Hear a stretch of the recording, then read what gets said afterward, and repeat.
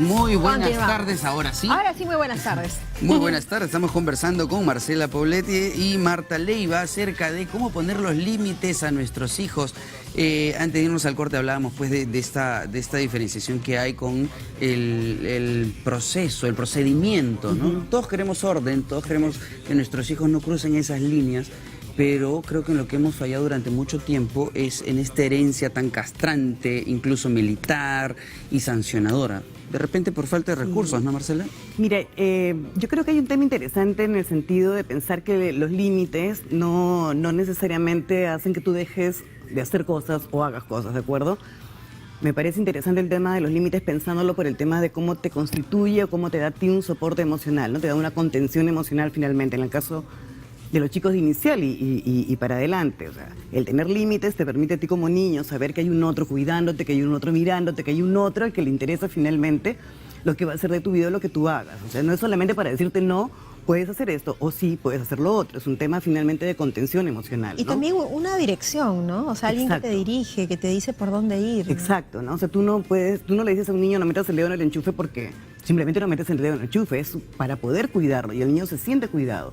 Un niño que no tiene estos límites o esta organización que finalmente los padres somos los que damos y también en la escuela los maestros, es un niño que se siente, mi mamá usaba un término como perrito en canoa, ¿no? O sea, ¿cuál es tu norte, cuál es tu sur, qué cosa es lo que te contiene? O sea, en cualquier momento puedes caerte porque finalmente tú como niño estás asumiendo una responsabilidad que no te corresponde, ¿no? Tanto hacerte del mundo a ojos cerrados como no saber hacia dónde ir. Entonces es el adulto el que organiza al niño, el que pone el límite, pero en primera instancia no es para un hacer o un no hacer, ¿de acuerdo?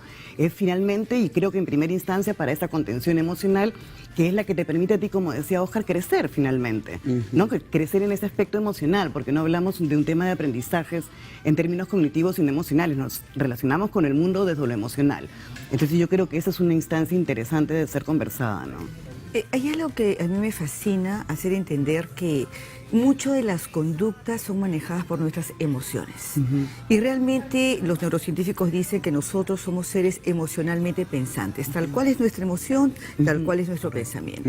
Entonces, ahí tenemos que entender que las emociones se educan, pero también las emociones tienen voz. Entre que el padre escucha la emoción y educa la emoción, entonces estamos llegando a la sintonía que decimos nosotros. Hay muchos aspectos que descuidamos en la vida del niño. ¿Qué es lo que genera la formación de un límite adecuado? El manejo de las rabietas. Que nosotros lo vemos muy natural, en una etapa muy infantil y a veces hasta nos parece gracioso y nos divertimos. Pero el padre tiene que entender que es ahí donde el cerebro va fijando los patrones de vida. Es ahí donde sabe de que el niño tiene que aprender a entender al papá y el papá hacerse entender al niño para crearle la ruta de la obediencia. Si los padres me dicen, mi hijo no me obedece, yo le digo, no, lo que pasa es que no se creó la ruta de la obediencia. Hay que sintonizar con ellos y hay que darle desde pequeñitos esos pininos de caminos de lo que significa, te dije tal cosa, tal vez no me has escuchado, ven. Pero aquellos papás que ya están llamando y diciendo y repitiéndoles, ya agotamos su repertorio. Solo le decimos una vez nada más. Claro, hay un ejercicio regular y repetitivo en muchas familias. Esto de, no sé, hijito, bájate a la 1, a las 2, y yo siento que el 3 es catastrófico y es como, va a sacar la correa, me va a tirar un zapatazo, y el chiquito... O va a gritar, ¿no? Yo siento que a veces, y es recurrente esta amenaza, ¿no? Es como ya el último recurso. Es como normal, es válido. No sé, a veces me pone nervioso. Claro, también ocurre esto de que tú estás como papá y de repente le dices, sentado en tu computadora o con tu teléfono, no, deja eso, ya te he dicho que no hagas eso, pero estás Es lo mismo. Estás en lo mismo finalmente, y no estás colocando de manera firme y clara, digamos, lo que tú quieres decir, Claro, ¿no? eso es importante, ¿no? O sea, poner límites, pero también cómo ponerlos. Porque claro, no te puedes ir al extremo de gritar o decir, ay, ahora sí me desgracia, o no, ese tipo de comentarios. Eso no educa. No, de ninguna manera. Definitivamente no educa. Pero tampoco te puedes ir al otro extremo, ¿no? De pronto decir, ay, hijito, ya, no sé Claro. qué. O de sea, si repente te pones estás, muy no sé, fresita, pues, claro. o te a pones muy veces- rocotito, o a tampoco es veces, así, ¿no? Exacto, o a veces también pasa que te da risa. ¿no? Y entonces, claro, te ríes o sea, a ti te parece una gracia, pero claro, sabes Cuando que te tienes que desafían. detenerlo. Por ejemplo, cuando te desafían, ¿no? Pero curiosamente puede ser a veces tácticas de momento. Efectivamente, yo decía, si nos reímos frente al niño en el momento que estamos educando o formando, ya perdimos como padres en autoridad. Pero si de repente vemos que el niño está muy complicado y por ahí una sonrisa y veo que el niño me sonríe, automáticamente yo puedo hacer uso de esa herramienta y decirle, mira, cómo te sonríes, pero tú sabes que eso no está bien y yo estoy sonriente. Claro. Y luego lo llevo, lo siento y me pongo a hablarle. A Pero eso es comentarle, inteligencia emocional. Exacto. Y tener eso del adulto. Del adulto. Esa finura de entender cómo funcionamos nosotros realmente los humanos, cómo funcionan los niños, los púberes, los adolescentes, los jóvenes. Y he llegado a la conclusión, mira, ya tengo un promedio de 35 años metida en la carrera profesional y si hablo los 6 años de carrera de estudios, tendría 40 y tantos años. Y he llegado a una conclusión, en la medida que los padres se sintonizan y tienen esa sensación de captar al niño en su posición, le va a salir los mensajes que le va a dar, le va a salir en qué momento decir un no, hijo, parece que ya te estás equivocando demasiado, o decir un límite, hasta aquí llegué, ya no puedo. Lo conversamos después, pero hay que buscar ese entendimiento. Si no llegamos a la lógica del entendimiento, no vamos. Has dicho una cosa que en fin, me parece interesante y creo que podemos estar de acuerdo todos. Es hasta aquí llegué, probablemente pueda ser también un tiempo aparte. Es decir, Claro. si es una situación que genera mucho estrés entre el papá, la mamá, o por el colegio, por la vida en la casa, qué sé yo, es probablemente muy inteligente decir, en este momento no hay que hacer nada, porque probablemente lo primero que haga es gritar, golpear, patalear, Claro. renegar frente a ese niño, y hay que entender que ser explosivos por frustración podría ser totalmente contraproducente. Efectivamente. Hasta aquí llegué, hoy día no hablo del tema, Claro. lo hablaremos en otro momento. Eso podría ser una gran, Emociones tienes que un buen dejarlas inicio. bien controladas o por lo menos bien pensadas en ese momento. Si hay que Pero ¿cómo separarlas. hacerle entender eso al niño? Porque claro, suena bonito, suena de hecho interesante, suena a lo mejor que podríamos hacer, pero por ejemplo, si tienes un niño que está de pronto como que corriendo, como que en tu sala pateando una pelota, por ejemplo, ¿no? Y dices, hijito, ya te dije que no hagas eso porque aquí vas a terminar rompiendo algo. Espérate que un ratito salimos al parque. Una situación cotidiana claro. de alguien que vive de repente en un departamento muy chiquitito y que pues efectivamente tiene que tener un horario y un tiempo para dedicarse a su niño y sacarlo. Y el niño lo sigue haciendo y lo sigue haciendo y lo sigue haciendo. Entonces, claro, mamá está de repente en ese momento cocinando, tendiendo la ropa, haciendo sabe Dios qué cosa, ¿no? Y está como que ajetreada, alterada. Y claro, pues lo que sucede comúnmente, mamá sola, con un niño o varios a cargo, haciendo todas las cosas que tiene que hacer, se le escapa el grito, Así es. ¿no? Yo diría, La frustración. ¿Sabes qué sería interesante ahí? Es decir a los papás, mira, si explicamos en ese momento, ya el niño no está en razonamiento, está solamente en la pulsión pura. Lo único que hacemos es mirar y alineamos los ojos a los ojos de él. Y nada más decirle, tranquilo, ya te he dicho que esto no, y lo llevamos. No hablar más porque el niño tiene que esperar un poco a que se controle la emoción. Y luego después, curiosamente, el niño se tranquiliza y ya podemos hablar, ¿no? Ahora, si nos encontramos con niños que hay una tendencia a una actividad, estamos hablando de un hipermótil, por ejemplo, ¿no? Que no es un hiperactivo total, porque eso ya requiere ser medicado o, bueno, ver otro tipo de tratamientos, pero si se trata de un hipermótil, ahí sí tendría que ser un poco más firme, llevarlo a su lado y luego buscar las otras herramientas o el especialista de todas maneras para que oriente la situación del niño.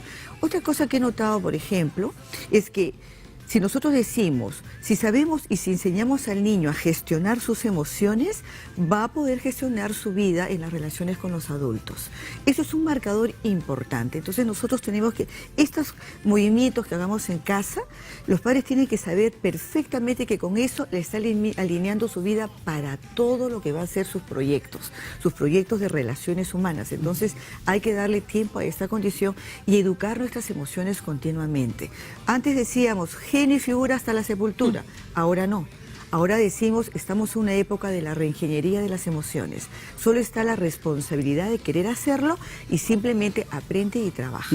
Trabaja. Ahora, en un país como el nuestro, qué delicado es el tema de las emociones, ¿no? O sea, siento que hay mucho abandono, hay mucho resentimiento, incluso hay muchos espacios en las redes donde puedes ver estas realidades donde los padres o las familias que se separan compiten como si el niño o la niña fuera un trofeo y no entienden. O una pieza de reparto. No es el auto para ver quién se lo queda, pues. No es la mesa de la casa a ver quién tiene. Yo tengo más visitas, me lo quedo yo. Es difícil.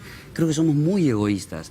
Entonces es una cadena de egoísmo tras egoísmo tras egoísmo. Sí. Es lamentable esa Yo creo que realidad la escuela juega un rol fundamental en ese caso, ¿no? Porque es real. No somos un país con una salud mental, digamos, en un nivel importante, ¿no? Una salud Estoy bien comenzando complicado. por ahí. Entonces, Lo más claro. saludable es nuestro estómago, porque comemos rico, pero no nos Mira, alimentamos. pues, y y eso, porque a veces la cantidad de condimentos y la cantidad de gastritis que hay en el Perú también es importante. Entonces yo creo que la escuela allí podría entrar a tallar con los encuentros que tenemos con los padres, ¿no? O sea, la escuela tiene una herramienta fundamental a su favor, que son los talleres con los padres. No todos los padres asisten, pero lo que tú puedas aportar como escuela, como maestro, en este tema, o sea, tú haces talleres para padres y normalmente están bien orientados al tema más académico, ¿de acuerdo? Claro. Entonces, ¿cuándo empezamos a hacer talleres para padres donde estén orientados también a sostener emocionalmente a los papás, a poder acompañarlos? Porque finalmente ese acompañamiento que tú le das al padre es lo que tú vas a ver reflejado, como bien dice Marta, en la relación con tu hijo, ¿no es cierto? Entonces, es absolutamente necesario atender al padre en ese sentido y no simplemente llamarlos para juntar dinero para una tómbola o para comprar material, etcétera. O sea, es necesario que la escuela asuma este rol también de sostén emocional, digamos, para los adultos que están con... La terrible apafa, ¿no? Que a veces solamente es la cuota para no sé qué, la cuota para esto, la cuota para el otro, pero que también pues podrían de repente... Y es un sostén emocional, mira, tanto para los padres como para el grupo de maestros. O sea, si la escuela se sigue orientando a un tema netamente cognitivo, y a veces ni siquiera cognitivo, puramente intelectual, digamos, o memorístico, ¿no es cierto? Yo creo que estamos perdiendo un terreno importantísimo que tenemos allí, que es poder orientar todo ese trabajo, el sostén emocional, tanto de la comunidad educativa, o sea, de la comunidad educativa que implica los maestros, el personal administrativo y los padres de familia. Además también es difícil y es peligrosísimo porque un niño que no tiene estos límites desde casa va a llegar al colegio así. Correcto, y evidentemente va a ser el niño especial o el niño, digamos, que va a estar siempre castigado, que van a estar llamándole la atención. Mira, estás generando problemas de conducta de manera gratuita, ¿no? Estás diciendo algo muy cierto, ¿no? El colegio tiene una herramienta de albergar a los hijos y de hecho los padres van a estar sintonizados. Pero un equipo disciplinario es significativo. Aquí yo no entiendo por qué existen pocos psicólogos dentro de cada colegio. Debe haber todo un existe equipo. uno, exacto, probablemente uno por colegio, a veces. Con suerte tiene uno para primaria y para secundaria, con suerte, pero normalmente es uno. Y debería haber un staff. Yo participo, por ejemplo, en muchas bienales mundiales, hemos debatido estos temas y una de las cosas que siempre planteaba era la importancia de los talleres de rejuvenecimiento emocional, tanto para los padres como para los maestros. ¿Por qué razón? Porque es el choque de fronteras, porque los hijos desgastan las emociones definitivamente por estas actitudes tan rápidas que ellos asumen y esa genialidad que ellos tienen para portarse mal o desobedecer. Entonces siempre tenemos que estar listos para tratar de orientarlos. Ahora, entonces, hay con una este palabrita, tipo de orientaciones. Hay una palabrita que me parece importante, portarse mal o desobedecer o estar en un tránsito de aprendizaje. También podría cambiar un poco la perspectiva, porque yo no creo que un niño se porte mal con la intención de hacer algo mal. Está en un proceso de aprendizaje y tiene que cometer algunas faltas para los adultos, pero Además que son midiendo, son su aprendizaje. Es lo mismo que decimos, ¿no? Ya cambió la palabra castigo por consecuencia positiva. Correcto. Entonces hay que también ver, cuando yo digo, la profesora o el profesor dice, ese niño se porta mal, yo digo, no se porta mal, está aprendiendo a reconocer los límites, que en su casa no se lo dieron, o que los profesores no saben tampoco dárselo, porque tus límites no son los mismos que los míos. Entonces, ese sincronismo es el que falta, ¿no? No hay niño malo. No Realmente hay que pensar, no hay niño malo. Simplemente ese niño está desorientado, a veces está confundido o asustado también de las cosas que le está pasando y que no sabe cómo enfrentarlo. Entonces simplemente hay que alinearlo. Yo me acuerdo una oportunidad cuando una directora me decía, este niño creo que definitivamente no va, me llamaba para la consulta. ¿Podrá ingresar? Y le dije, no, este niño tiene que ingresar. Este niño solamente hay que darle el espacio y tiempo para que pueda recuperarse y orientarse en su vida. Nada más, así tenemos que ver al niño. Pero una vez más, los grandes responsables definitivamente son los padres. Los adultos somos los adultos, responsables. ¿no? Somos, Pero, ¿no? Además hago, digamos, la distinción padres de educadores, Correcto. porque en casa Sí, es el primer lugar e incluso pues en el colegio puede haber un gran plantel de educadores, pueden haber muy buenas intenciones, pero si en casa, el lugar principal, además La las base. figuras paternales tan importantes, principales, no están poniendo de su parte. No, y además Fracasamos. hogares que no solamente están los padres, ¿no? Porque mencionamos a los padres como papá y mamá, digamos, pero finalmente los que hacemos el papel maternante, ¿no es cierto? Claro, la figura parental, abuelo, ¿no? claro, toda la gente. Entonces, si no hay además una unidad de criterio, porque eso también es común, ¿no es cierto? Que vives con los abuelos, vives con una tía y finalmente tú como padre quieres poner un límite, pero por el otro lado se resbala todo. Claro. Claro. Entonces, si no hay Una una... ensalada de emociones. Sí, un criterio Una común ensalada de emociones que entre puede todos, confundir. todos los adultos no va a ser posible. Y aquí ¿no? sería importante simplemente decir cómo solucionamos esto, que toda persona que cuida al niño no puede ser una Exacto. congregación de diferentes formas y Correcto. estilos. Todos tienen que Se pongan de acuerdo y lo único que digan es al papá y a la mamá le agrada o no le agrada tal cosa, va a estar feliz o entristecido.